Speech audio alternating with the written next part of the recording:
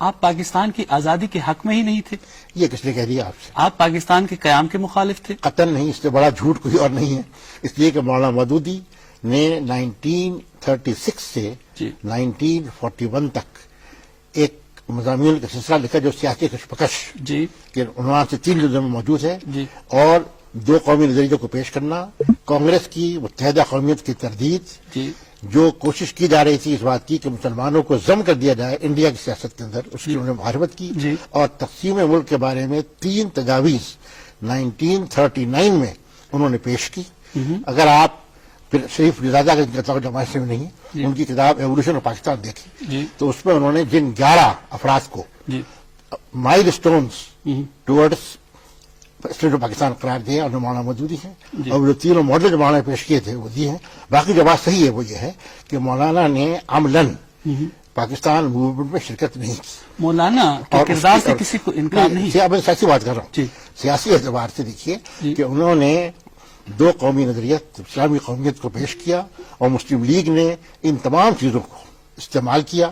آپ کو معلوم ہونا چاہیے کہ مسلم لیگ نے سرکاری طور پر جو کمیٹی بنائی تھی جی پاکستان بننے کے بعد وہاں کے نظام کے بارے میں، تو مولانا سید صاحب ندوی اس کے چیئرمین تھے اور مولانا مودودی اس کے رکن اس کو یوں اور یہ 1943-44 میں سے کام کیا. صاحب اس کو یوں رکھ لیتے ہیں کہ مولانا صاحب کی جو آپ نے بتایا اور جو ان کا تاریخ میں کردار ہے وہ تو اپنی جگہ موجود ہے. شاید مولانا صاحب کو محمد علی جناح صاحب سے اختلاف تھا.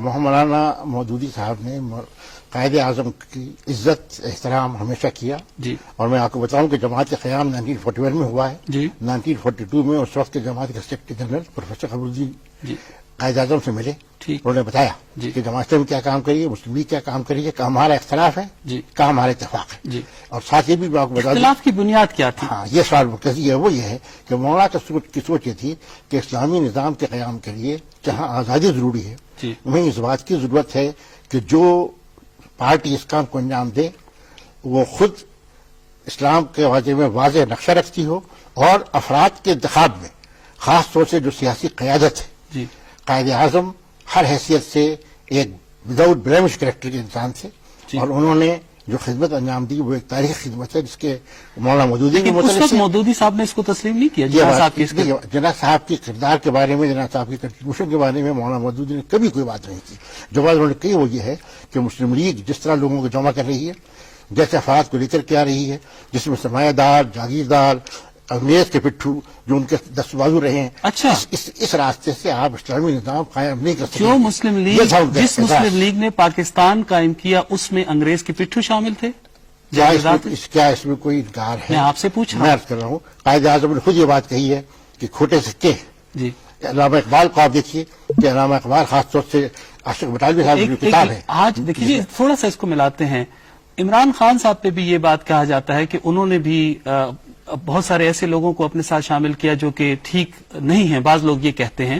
تو جب جناح صاحب لیڈر کی تو یہ کوالٹی ہونی چاہیے کہ اس کے ساتھ کھوٹے سکے نہیں ہونے چاہیے، تو جناح صاحب کے ساتھ کیوں تھے؟ وہ تو بہت بڑے لیڈر تھے. جناح صاحب بہت بڑے لیڈر تھے، جی اور حقیقت یہ ہے کہ ان کی ٹاورنگ پرسنالٹی تھی. ٹھیک. اور جہاں تک میری ذات کا تعلق ہے، میری پوری فیملی مسلم لیگ کی فیملی ہے.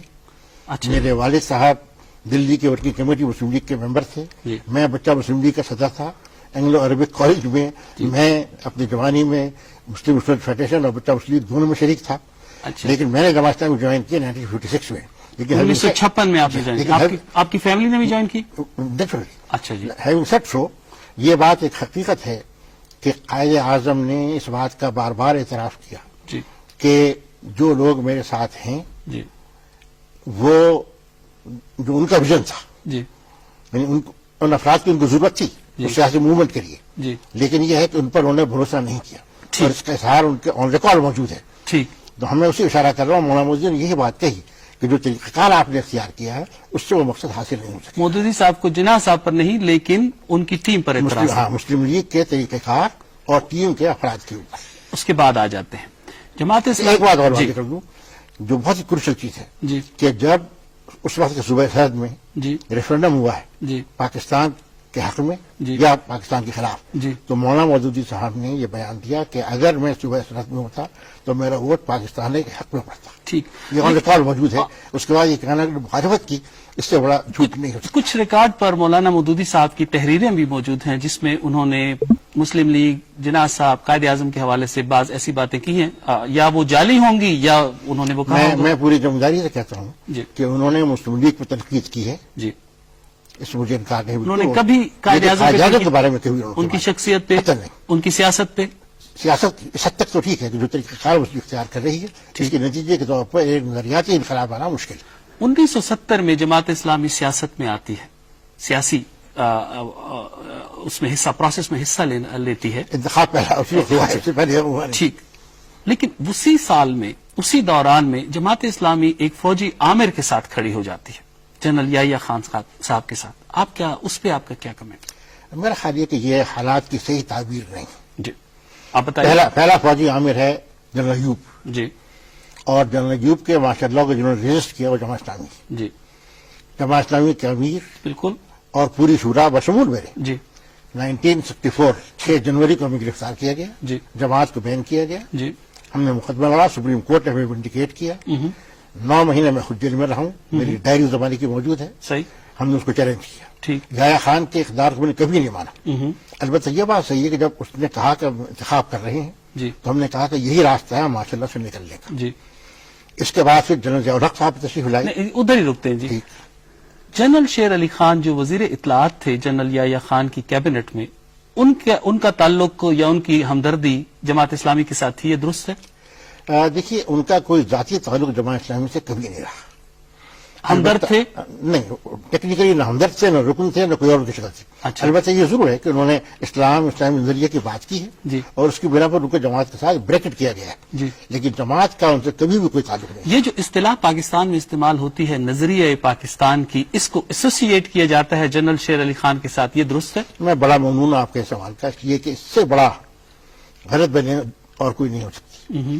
دیکھیے قائد اعظم رحمۃ اللہ علیہ نے 1943 میں جی علی گڑھ کے مسلم انسٹیٹیوٹ کو خطاب کرتے ہوئے یہ کہا جی کہ جب بر صغیر میں پہلا شخص مسلمان ہوا جی پاکستان کے قیام کا آغاز اس دن ہو گیا. جی انہوں نے 1944 میں جی اپنے بیان میں جو انہوں نے پیغام بھیجا تھا علی گڑھ مسلم یونیورسٹی کو، اس میں یہ کہا، پشاور یونیورسٹی کے طلباء کو، اس میں یہ بات کہی کہ Pakistan is not merely freedom and independence, جی اٹ از اسلامک آئیڈیالوجی. ٹھیک. اور 101 ان کے اسٹیٹمنٹ موجود ہیں 1939 سے 1947 تک. جی تو آئیڈیالوجی کے لفظ قائد اعظم نے 1940 کا جو خطاب ہے ان کا پریزیڈنشل جی. مارچ 1940 کا، جی. اس کے اندر 3 بار جی لفظ آئیڈیالوجی استعمال کیا. تو یہ کہنا کہ اس سے پہلے انہوں نے کیا غلط ہے. جی. اس کے بعد میں آپ کو یاد دلاؤں کہ ایوب کے زمانے میں یہ بحث شروع ہوئی جی اور اس وقت ڈاکٹر جاوید اقبال جی. نے 1959 میں کتاب لکھی آئیڈیالوجی آف پاکستان، جی جس کے 2 ایڈیشن چلیے. تو یہ جنرل شیر علی خان کا اس میں کوئی اقتدار نہیں ہے، کیونکہ ہم اس کو میں زیادہ سے زیادہ کور کرنا چاہتا ہوں. بڑا اچھا کیا آپ نے، لیکن جس میں کوئی صداقت نہیں ہے. 1961 میں نے نظریہ پاکستان نمبر 14 کا نکالا ہے، جی. 600 صفحے کا ہے. اچھا، جماعت اسلامی اون کرتی ہے نظریہ پاکستان کو. بالکل روز کرتی ہے. آپ کہتے ہیں یہ جنرل شیر علی کا آئیڈیا اس نہیں سے ہے، کوئی یہ تعلق نہیں. آپ کا ہے. ہمارا نہیں، قائد اعظم کا ہے یہ. قائد اعظم کے تو اور بھی بہت سارے بیانات ہیں. مثلا انہوں نے 11 اگست 1947 کو جو تقریر کی اس کا حوالہ دیا جاتا ہے کہ وہ پاکستان کو ایک سیکولر اسٹیٹ دیکھنا چاہتے تھے. یہ بالکل غلط ہے. اس میں لفظ سیکولر کہیں استعمال نہیں ہوا.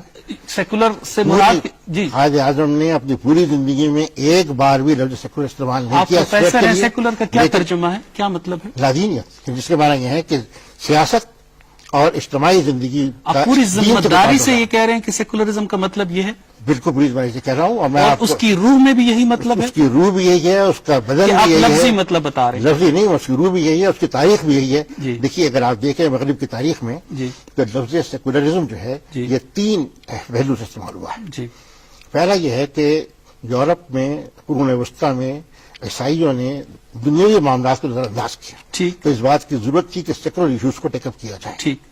نمبر 2، ڈینومینیشنل وارز ہوئی، ایکسکمیونیکیشن ہوئے، خون خرابہ ہوا، جی. مائگریشن اور پاپولیشن ہوا. جی تو کہا گیا کہ یہ مذہب لوگوں کو بانٹ رہا ہے، ٹھیک. اس لیے اس سے نجات پائی جائے. ٹھیک.